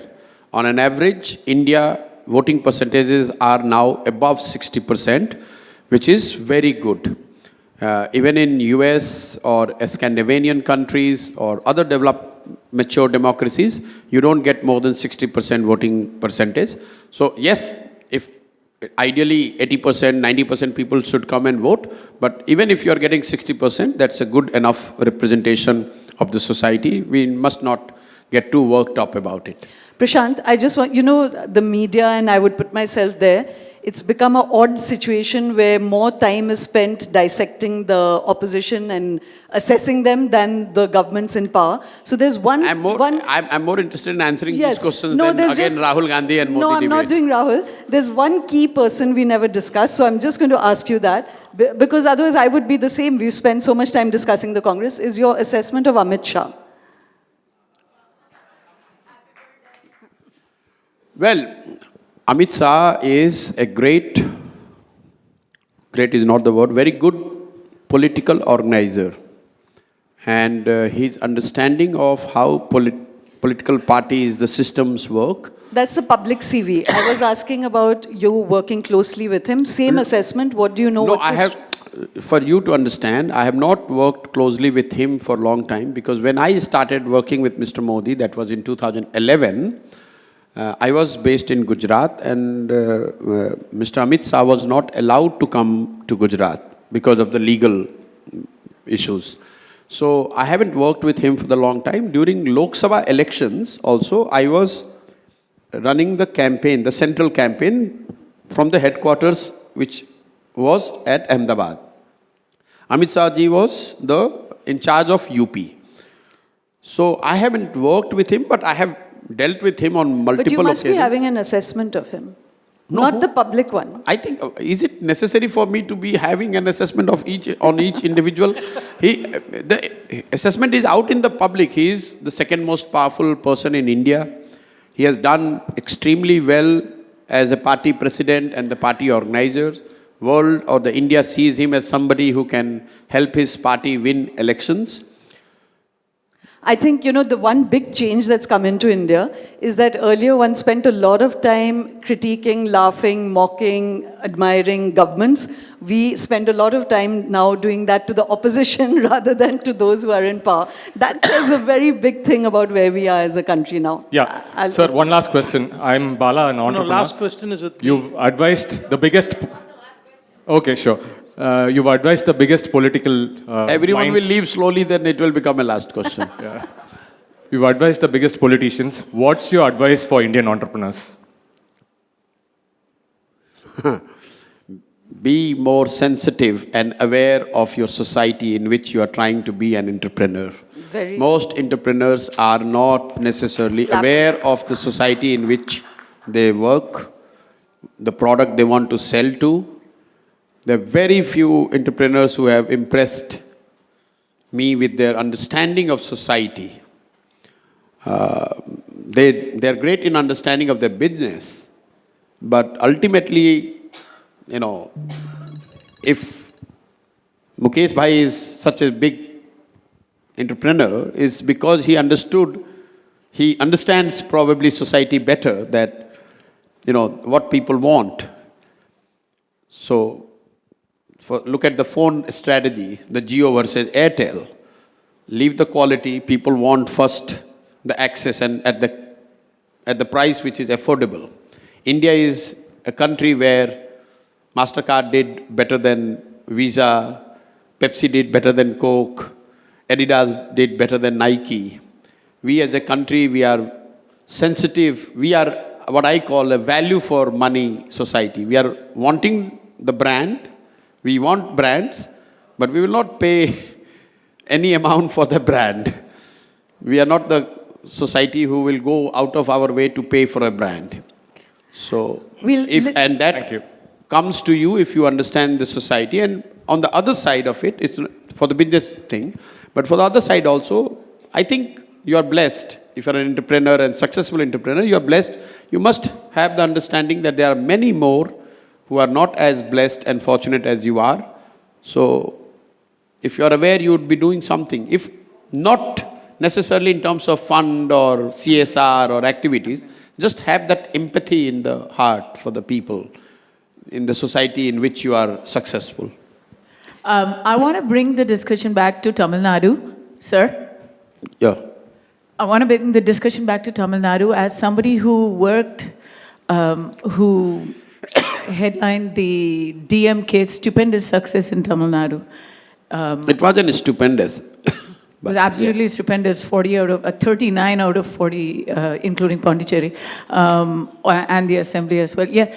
What I want to know is, in your judgment and in your experience in the last assembly elections and in your judgment going forward, in Tamil Nadu, do you think it is going to be a personality-based contest or an ideological contest, or an issue-based contest, or just a financial equation, just a financial transaction? Maybe mix of all, but less on ideological thing, unless BJP becomes a major force, is simply because the both contestants, DMK and AIDMK, are claiming the same ideological legacy. So, of course, there is no meaningful difference in ideology of the DMK and AIADMK. Which is why I asked the question. So then it becomes the other things.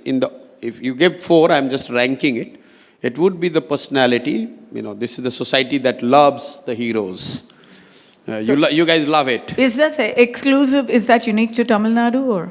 The hero worship is like, I have always been intrigued that how in a society like Tamil Nadu, people will come and they will not do pranam. They like Sashtanga Namaskar. Sashtang Namaskar publicly in mass.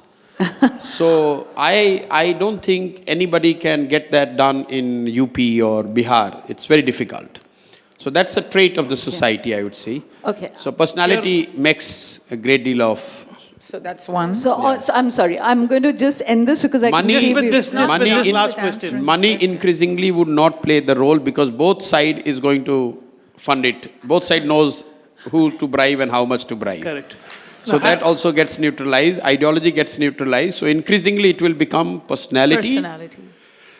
And the governance track record. Yeah, having got the mic. As you get more educated, aware, probably people will seek more accountable governance than what they have been doing until now. So ideology and money, both sides equal, personality and governance matters. Thank you. Yeah. That has to be absolutely... I'll finish it very quickly. I'll give you a context, 30 seconds, so that the question is understood. And I'm sure after such a heavy discussion, all of us are going to enjoy your answer for this. Okay? You and I have a contrast. You and I have a contrast.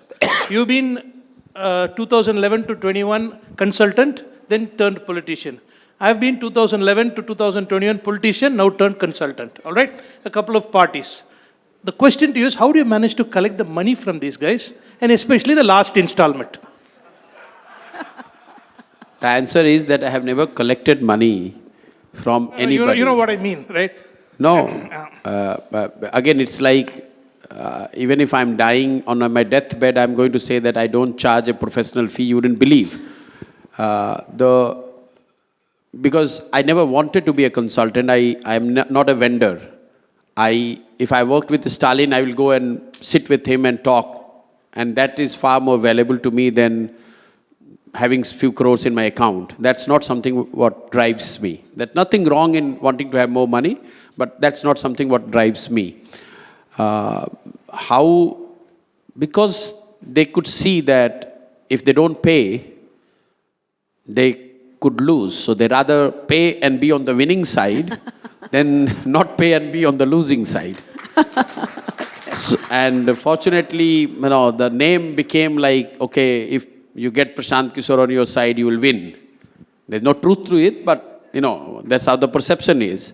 So you wouldn't be able to messing up with me because you don't want to lose the chance of coming to the power for a few bucks. Prashant, you're well on your way to being a political leader because you can now slip in a good point about yourself and still make it look like humility. No, but I have been doing it for others, no? People say that, I know, how are you speaking? But I have been writing it for others. Now I'm only delivering it for myself. Okay, we'll stop here. Prashant, you said that the first round of politics you did, you made a lot of mistakes, and now when you're going back to doing politics, you want to learn and correct those mistakes. What were the mistakes you made the first time round?